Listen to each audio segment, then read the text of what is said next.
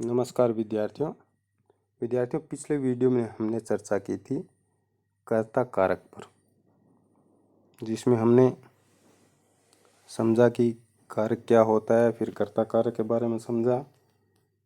अब कर्ता कारक से जो विशेष जुड़ी हुई बातें हैं उनका अध्ययन करेंगे कि जब क्रिया भूतकाल में घटित हो तथा क्रिया सकर्मक या अकर्मक हो तो कर्ता कारक के साथ ने विभक्ति का प्रयोग किया जाता है। कर्ता का कारक चिन्ह होता है ने।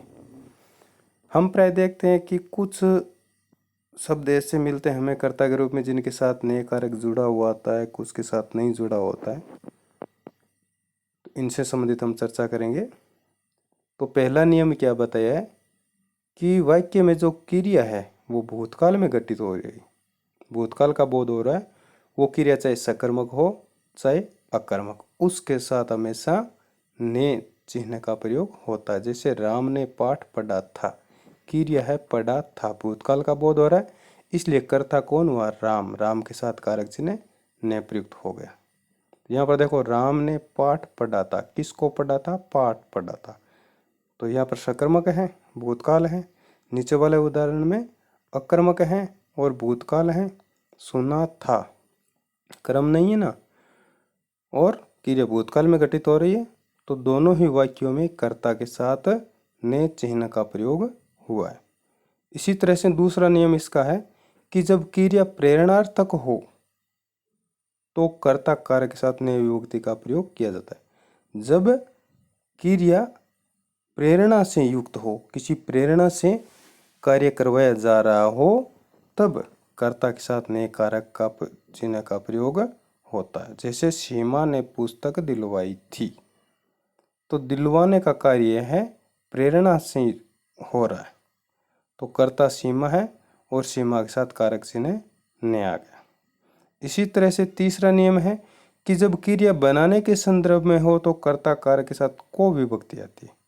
देखो, क्रिया संपन्न करवाई जा रही है, गीता को खेलना चाहिए, तो यहाँ पर काम को करने वाला कौन है?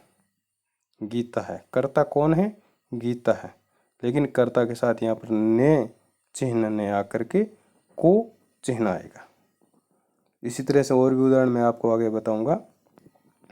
अगला उदाहरण है नियम इसका कि जब वाक्य कर्मवाच्य या भाववाच्य के संदर्भ में हो तो कर्ता कारक के साथ से या के द्वारा विभक्ति का प्रयोग किया जाता है। कर्मवाच्य और भाववाच्य आपके पाठ्यक्रम में शामिल भी हैं, इसे ध्यान से आप समझना भाई। जब कर्मवाच्य और भाववाच्य होता है तब क्या होता है? कर्ता के साथ ने चिन्ह ने आकर के से या के द्वारा होता है। जैसे राम से रहा नहीं जाता, भाववाच्य वाक्य है ये। तो इसमें काम को करने वाला किससे नहीं रह जाता? राम है ना काम को करने वाला, तो राम के साथ ने आकर के से कारक चिन्ह आता है। तो इसी तरह से विद्यार्थियों अपना कर्ता कारक पूर्ण हुआ। इनसे संबंधित और भी आपको महत्वपूर्ण बातें हैं। कारक के अंतिम कारक जब हम पूर्ण करेंगे तब हम तुलनात्मक अध्ययन करते हुए इनको हम पुनः समझेंगे। इसके बाद आता है कर्म कारक। कर्म कारक का कारक चिन्ह होता है को, कर्ता ने कर्म को। तो कर्म कारक की परिभाषा क्या होती है? परिभाषाएं आपको अच्छी तरह से याद करनी है। परिभाषा से संबंधित प्रश्न आपको परीक्षा में पूछा भी जा सकता है कि जिस वस्तु पर क्रिया के व्यापार का फल पड़ता है उसे सूचित करने वाले संज्ञा के रूप को कर्म कारक कहते हैं। कर्ता के द्वारा जो कार्य किया जा रहा है उस कार्य का फल जिस पर पड़ रहा है, जिस संज्ञा शब्द पर पड़ रहा है, वह शब्द क्या होता है? कर्म होता है। और कर्म के साथ कौन सी विभक्ति आती है? द्वितीय विभक्ति आती है और उसका कारक चिन्ह होता है को। जैसे मैंने देखा, काम को करने वाला कौन है? मैंने, क्रिया क्या है? देखना। अब इस देखना क्रिया का प्रभाव किस पर पड़ रहा है? इसका फल शेर पर, तो शेर इसका हो गया कर्म। तो मैंने शेर को देखा। को कारक चिन्ह जुड़ा है और शेर इसका है कर्म। इसी तरह से राम ने रावण को मारा। राम ने मारा, किसको मारा? रावण को मारा। तो रावण यहाँ पर क्या हुआ? कर्म, और उसके साथ चिन्ह जुड़ा है को। इसी तरह से वह पत्र लिखता है। वह लिखता है, किसको लिखता है? पत्र को लिखता है। तो यहाँ पर पत्र क्या हुआ? इसका कर्म। इसी तरह से इसमें भी नियम बनते हैं कि जब क्रिया कहना या पूछना के संदर्भ में होती है तो कर्म कारक में से विभक्ति आती है। जैसे राधा ने श्याम से कहा।